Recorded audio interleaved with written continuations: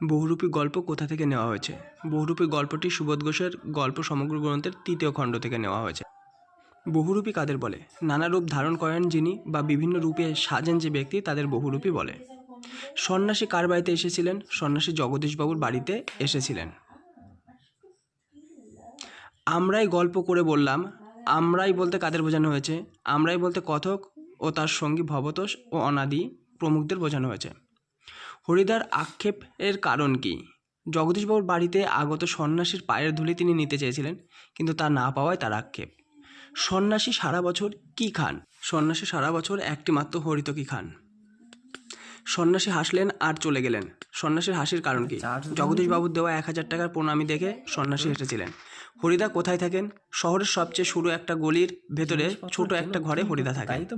হরিদার জীবনের পেশা কি? বহুরূপী সেজে রোজগার করাই হরিদার জীবনের পেশা।